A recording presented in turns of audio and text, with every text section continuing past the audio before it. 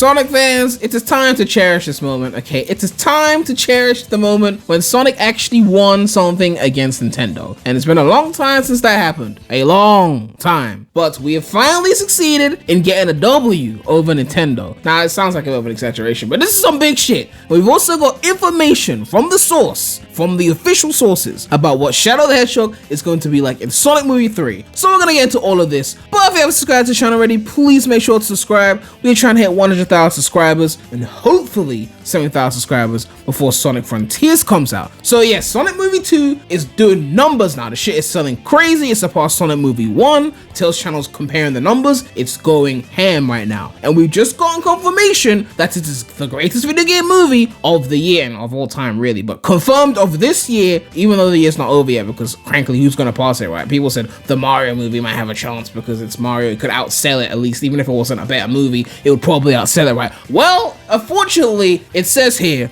this is Miyamoto. After consulting with Chris-san, my partner at Illumination on the Super Mario Bros. Film, we decided to move the global release to spring 2023, April 28th in Japan, and April 7th in North America. My deepest apologies, but I promise it'll be well worth the wait. Now, this shit was gonna come out initially in December 2022, like at the end of the year, And that was like the one asterisk, like Sonic is the highest selling video game movie, but are they gonna lose to Mario in the same year and have it be another, situation of Mario beating like Sonic or Nintendo beating Sega or whatever? And it looks like they saw the success of the Sonic movie 2 and they went, you know what?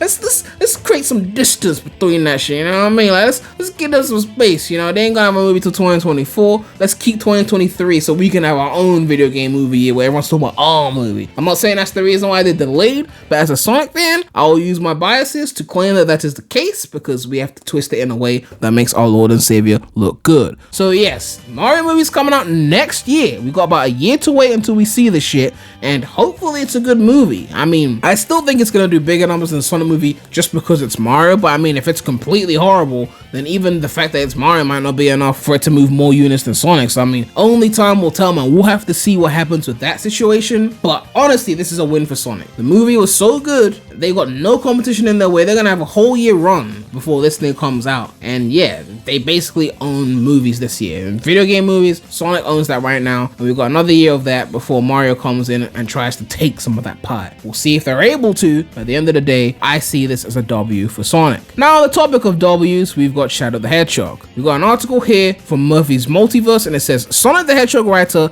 teases Shadow as Sonic's biggest challenge. The post-credit sequence for Sonic the Hedgehog 2 revealed that the few Sonic Adventure references weren't just window dressing. It was unveiled that Robotnik's past will come to haunt him, especially with the reveal of Project Shadow. The first teaser, Shadow the Hedgehog, is definitely something fans were excited to see in the live-action film series, and we got quite the confirmation in the post-credit sequence. Yet, it also opened up the question of just how they might tackle the character. While the second entry did introduce Knuckles on the villain side early on, he was more misled by Robotnik and his own honor code. Still, having a bad guy who becomes a good guy storyline in 2 films in a row might be overkill, which is why I was saying in my Sonic Movie 3 predictions video where I showed what we could expect to see in the third movie. If they just do the same thing with Knuckles with Shadow, it's just gonna feel like it's just being repeated and it could be a bit overdone, so they have to find a way to make it feel fresh. Anyway, luckily, writer Pat Casey offers some insight into what makes Shadow stand out in his interview on the GHC podcast. He's a match for Sonic, but like with such a different personality, and not like Knuckles, who is sort of misled. Shadow is driven by anger and revenge, I almost feel like Sonic, when he encounters Shadow, he's like, well, I'll just teach him about the power of friendship, like with Knuckles, bada bing, bada boom. But that's not going to work on Shadow, This is like, Sonic's never had to deal with someone as emotionally damaged as Shadow, but he has with Robotnik. It definitely sounds like they're fully embracing Shadow's character from the original films. Sonic having a family and a few victories against Robotnik might put him on a high horse, especially as it will be his first time seeing another hedgehog like him, which may add to his hope to befriend him. We don't know if we might expect other new characters to get introduced like Rouge or Amy, but there's definitely the possibility that the cast will grow. So it'll be exciting to see what the third entry has to offer, and maybe even more mature storyline as Sonic faces his biggest challenge yet. And then they link to the full interview. And yeah, I think this is pretty interesting. It makes a lot of sense. I'm glad they are doing exactly that, because I thought they were going to, I wouldn't say I thought they were going to, but it's definitely a possibility that they were going to just take what happened in the second movie. Knuckles misled bad and then becomes good, and you know, that's it really, kind of thing. If they just copy pasted that with Shadow, it would have been overkill. But for them to be like, we think it's gonna be like that, Sonic thinks he's just gonna go in like, oh, like just like with Knuckles, right? I'll just go and talk to Shadow and everything will be all hunky-dory. And it's like, no, Shadow's got some real anger. He's got some shit that he's dealing with. He had to deal with what happened with Maria, Space Colony arc. He's not just gonna be like, oh yeah, I'm gonna be friends with this hedgehog. No, he's got a real vendetta against Earth. He's gonna go against these motherfuckers. They're gonna mistake Sonic for Shadow, Shadow for Sonic, whatever. It's gonna be a real serious situation, and I really hope that they pull this off really well, because the movie franchise is doing well right now, and the second movie was far superior to the first one, and there's a good chance that the third one could beat the second one if they pull it off correctly, get the right voice for Shadow, get the energy right. Like, the energy is the most important thing they have to pull off, right? If Shadow doesn't sound right, it's gonna be a problem. But they gotta nail his tone, they gotta nail the emotion in his voice. It's gotta be like 50-50 David Humphrey, Jason Griffith, right? You want the raw darkness of Jason Griffith, and you want like the emotion and the heart of David Humphrey's Shadow voice. You need both of those elements. If you could pull that off, then this movie is on track to be something truly special. And yeah, I'd recommend checking out the full podcast, because they really talk about like the Sonic movie too, and like the writing process, and you can tell that this is someone who actually understands the characters and what they're supposed to be like. You know, unlike Sonic Team for the past 12 years, who they just completely said fuck all to the characters, just like, we'll just caricaturize all of them and just completely fuck them up. Like, I don't know what they're doing to the characters right now, but the movie franchise is